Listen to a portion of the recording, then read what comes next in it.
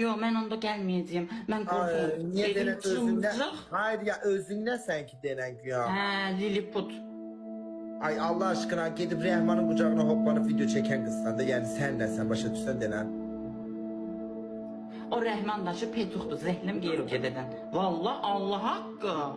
Qız pefidir o. Nifrət edir. Ay bana nifrət edirəm ona. Bir dəfə mənlə dəfələrlə oynayırdı onu. Mən onun gözünün içindən bilirəm. Nifrət edirəm o zəhləm gedir onu görəndə.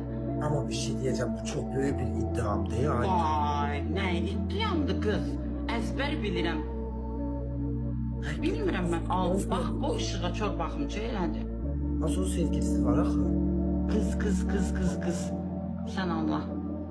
Sevgilisi var.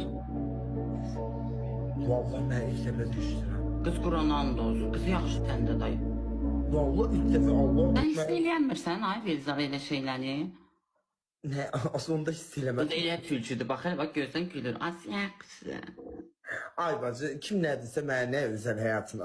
Aslında prosta elə kişi danışanda mən gic oluram o elə adamlara. Allaha Sen çok fenasın. Ay yox, fena deyiləm. Prosta ki elədir. O bir-iki dəfə də o hələ bura məşhurlaşmamış, o parfüm yerini açmamışdan qabaq mənlə PK eləyib danışmışam.